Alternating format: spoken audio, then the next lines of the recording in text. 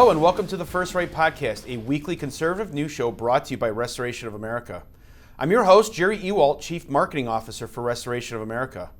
And today we are blessed to meet Heather McDonald, an author, lawyer, and fellow at the Manhattan Institute, which covers crime and policy.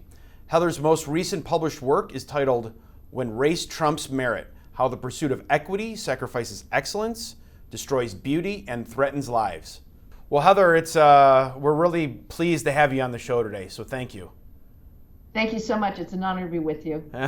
Absolutely. So at Restoration America, we are big fans of your work, and we consider you to be at the top when it comes to academic journalism, all kinds of things, if you will, in terms of race and the race debate that we're having across the country. And you're absolutely fearless when you do that. Most topics, this topic specifically, a lot of people like to stay away from, but you don't, and you're very bold with that. So what motivates you to move forward with this race discussion?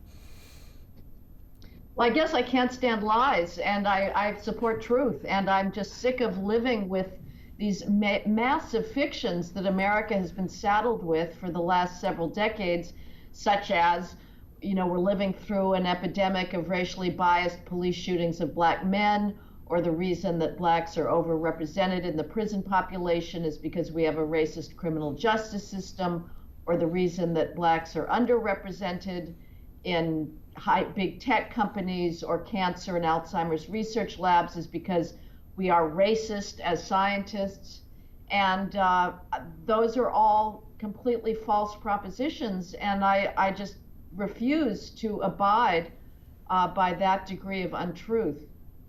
Yeah, you poured a lot into this latest book of yours, When Race Trumps Merit, and I just finished reading it myself, and I was shocked at the amount of topics that you covered, but not only the amount of topics, but the detail that you've gone into with facts and figures and important information that leads to some uncomfortable truths on, again, how race trumps merit. So why don't you talk a little bit about the book for us? Well, first of all, let me say I completely understand why people don't want to talk about these matters, and ideally we would not. I appreciate the need for racial etiquette, and it's very hard to look head on at the academic skills gap or the crime commission gap. And were America not being accused by the president on a monthly basis of engaging in massive white supremacy, one could maybe turn one's eyes away. But with this left-wing narrative that any disparity in any institution when it comes to either the underrepresentation of blacks or the overrepresentation of blacks in the case of the criminal justice system is by definition the result of racism, it is too late to abide by that racial etiquette, because what's going on in the name of that phony narrative that disparities are by definition proof of bias, we are tearing down the meritocratic standards that create civilization and that have created Western civilization. Mm-hmm. And so what I do in the book is swallow hard and give facts that most well-meaning Americans would rather turn their eyes away from. For instance, when you have 66% of black 12th graders nationally not even possessing basic mastery, basic partial mastery of 12th grade math skills, defined as being able to do arithmetic or read a graph, 66% of black 12th graders are not even partially at a basic level with those skills. It is preposterous to say that we should expect 13% black representation in a medical school, which is 13% of the black population nationally, absent racism. There simply are not enough qualified applicants in the pipeline. The fact of the matter is, right now you can have diversity or you can have meritocracy. You cannot have both. And any institution that tells you that it is committed to diversity and that is its modus operandi has told you sotto voce that it is discarding meritocratic standards. And I don't think that if most Americans understood what is going on in medical schools, what is going on in hospitals, what is going on in our scientific research labs in the name of diversity, jettisoning the idea of medical expertise, of scientific expertise in the criminal justice system. The reason that we have prosecutors who are not enforcing the law is because if they do so in a colorblind constitutional fashion, they will have a disparate impact on Black criminals, not because the law is racist, but because there's much higher rates of criminal offending. I don't think most Americans, if they knew these facts, would be as sanguine as they are about this attack on meritocracy. So you just touched on probably the two topics that within this whole argument around race and meritocracy that affects people the most, which is healthcare and policing, right? So you start with healthcare, and you realize if there's going to be quotas for medical school, at some point you're going to get doctors that are not qualified to do what they're supposed to do, which is treat your healthcare issues, right? So that leads into a whole host of issues, whether it's cancer or broken bones or whatever it might be. But you're getting a doctor, or you will be getting a doctor that is not as qualified as someone else that they excluded just because it's based on race, and that will affect your health. Same thing goes for policing, right? So if we say all police officers are racist and they're treating minorities in a different way, so they should stop policing or pull back or allow those minorities to do the things that they're doing or not be as punished as severely, that's going to increase the amount of issues and problems within cities, and we're seeing that clearly right now. Right. And conservatives will sort of pathetically bleat, well, we need to enforce the law, and why do we have these progressive prosecutors like George Gascon in Los Angeles or Alvin Bragg in New York City or Kim Foxx in Chicago? Why aren't they just enforcing the law against massive shoplifting, against massive looting, against resisting arrest, against trespass, against drug possession, against gun possession? Just start enforcing the law. Well, it's not going to cut it. Fox News and New York Post has been trying that now for two years or more than that in the post-George Floyd era. The reason that they are not enforcing the law is very specific. It's because if they do so, they will have a disparate impact on Black criminals. And so unless conservatives are willing to say that is an inevitability, not because the law is racist, but because Blacks commit exponentially higher rates of crime, nothing is going to change. And of course, here's the safe harbor. One can point out, and one does point out, and it doesn't seem to make a damn bit of difference, that when crime rates go up because we are not enforcing the law, the victims are overwhelmingly Black themselves.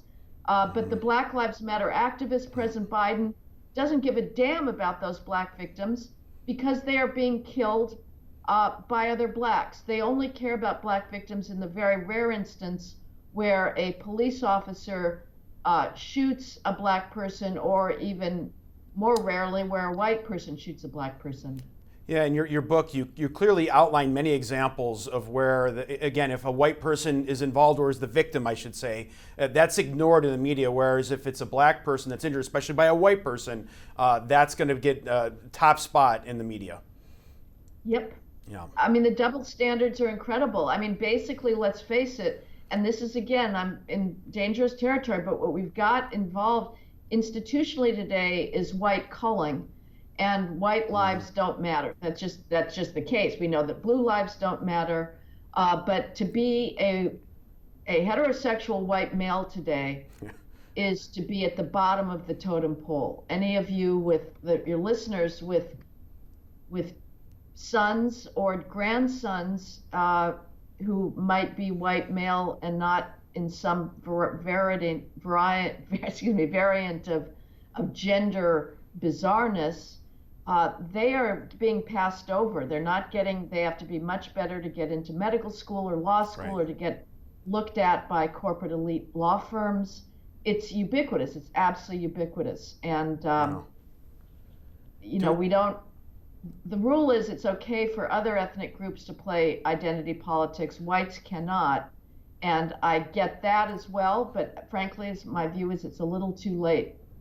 So it's interesting you bring that up. So we saw in the news lately that the Supreme Court has overturned that affirmative action in the admissions process for universities.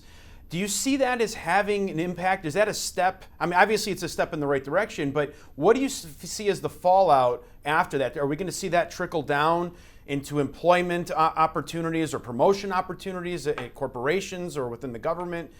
Do you see a change starting to happen? Well, I tend to be a pessimist by nature, and having observed universities try to evade the law in the past when voters passed constitutional amendments banning racial preferences in government, including in college admissions, I'm not particularly optimistic that it's going to make a huge difference in admissions, but especially because Chief Justice Roberts did say you can take race into account if a student brings it up in admissions essays, so you can believe that the already existing consulting business that tells minority students to promote that is going to mushroom. On the other hand, the dissents were very upset about the majority opinion, so they may know something that I don't, that this is more waterproof than I think. As far as it affecting business practices, again, I love it. I mean, the businesses are torn between their desire to have a profit motive, which means selecting the best talent, and then their desire to not fall afoul of the New York Times or the Washington Post that can predictably come up with an article on the front page that says, well, Google or Wells Fargo Bank or you Right. know, Covington and Burling does not have 13% black partners, therefore it's a racist institution.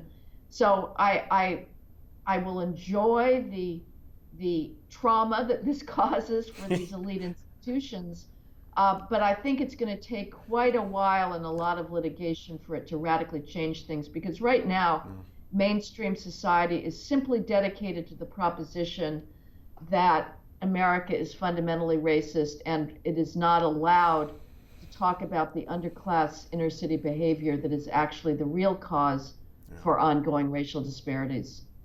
So let's expand on that more in the strategy there. I want to understand, get your take on how this all works. So when you think about you clearly lay out the stats and how everything is in reality of what's happening with race over merit.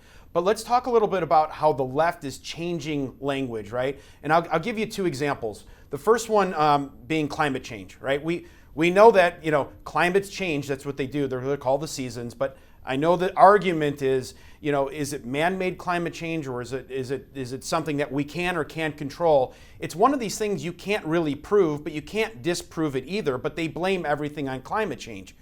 They're doing the same thing with the term systemic racism as well, right? So it's one of those things, well, of course racism exists. It exists forever, right? I mean, this is not a new concept for any country over the history of time.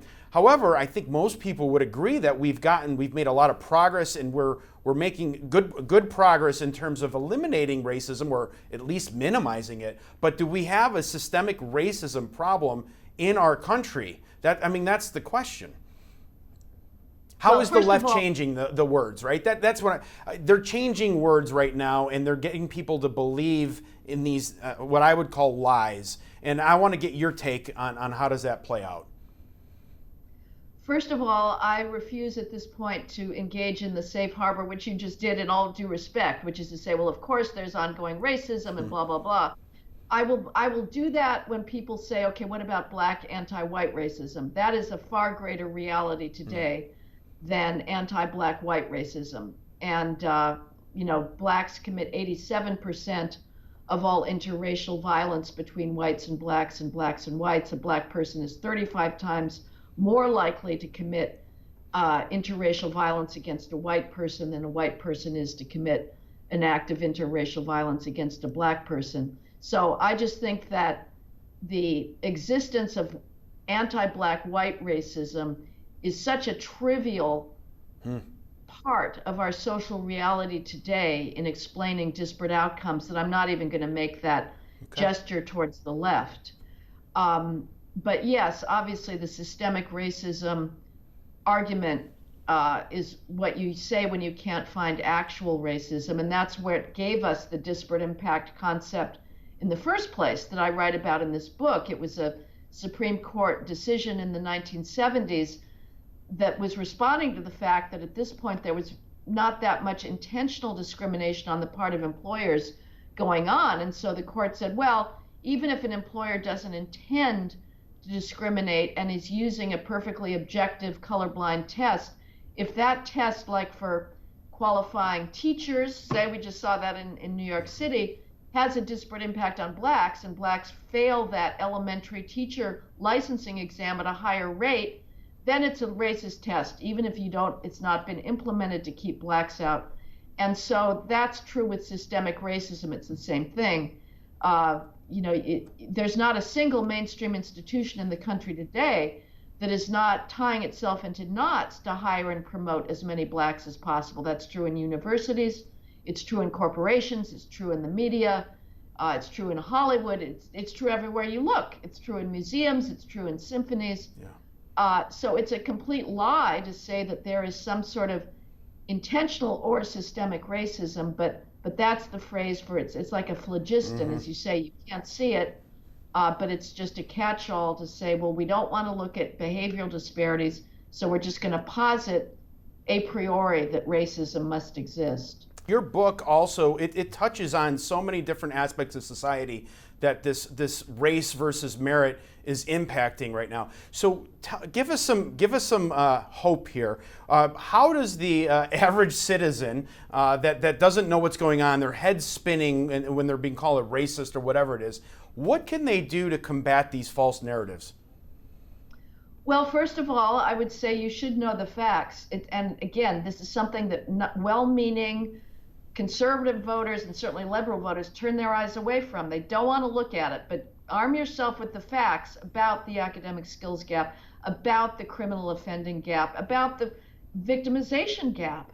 And so if your children come back from college and they've been brainwashed into believing that there's systemic racism and that explains our ongoing disparities, be prepared with those facts and do not capitulate to what you know are phony, are lies. It is time at this point for people to stand up for the truth, because if they do not, it is all coming down. Everything that I love in the arts, in classical music, in museums, it's all coming down. I cannot stress enough. Every single day, somebody in medicine, a cancer researcher, sends me the latest missive from his hospital or from the federal government saying, now we're no longer going to be studying cell signaling in nematodes to try and cure cancer. We're going to study our own racism. It's happening on a daily basis, and we have to start fighting back. Yeah, this is the downfall of Western society, as you say in your book.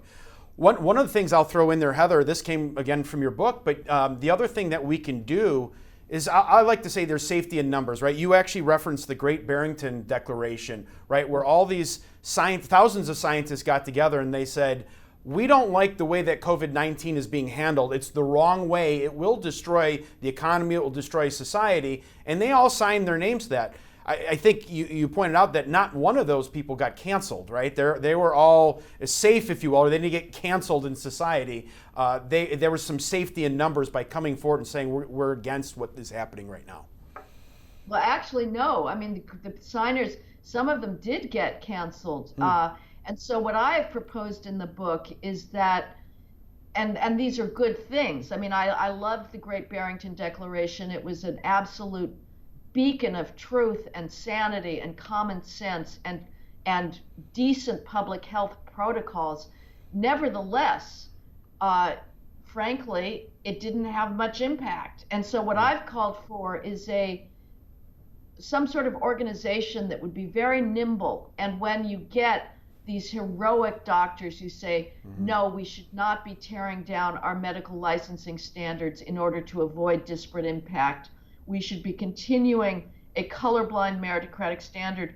And when they come under attack from their colleagues at medical schools, as happened to Dr. Norman Wang, a cardiologist at the University of Pittsburgh, when they're canceled, this organization would be there with the facts at its fingertips to say, this victim of cancel culture is right. He is right that it is not racism that explains these disparities. It is the facts of academic under-preparation and criminal over-offending that gives us the disparities, and just gets out there in the public sphere and ideally forces the media to make some minimal acknowledgement of what the true reality in America today is. Yeah, so stand up for truth, and more people will follow. I hope so. That's right. I think people need to see that you can be accused of being a racist falsely and still survive, that it is not the worst thing in life. When those, I mean, it's, I'm not going to defend racism, but it is amazing. It is the most poisonous accusation you can lodge against somebody now. And that is worth observing. You know, maybe that's right, but is it worse than treason? Is it worse than violent crime? But there's nothing that will take anybody down more than being phonily charged of racism. It's a very strange thing. Well, I'm sure you've been called racist many times, so we are grateful for your courage and your work, right? So thank you for standing out there and being a beacon of hope and strength for our country. Thank you. It's great to be with you. Thank you so much for having me on Restoration America. I appreciate it. All right, well, that's our show for today. Thank you so much for tuning in and supporting conservative media. Don't ever forget, by working together and staying diligent, we conservatives can bring our country back to true greatness. Until next week, let's all keep praying that God will continue to bless America. First Right, a new kind of news summary without the liberal slant. Every morning, in your inbox, always free. Subscribe by texting First Right to 30161. That's First Right, all caps, one word, to 30161.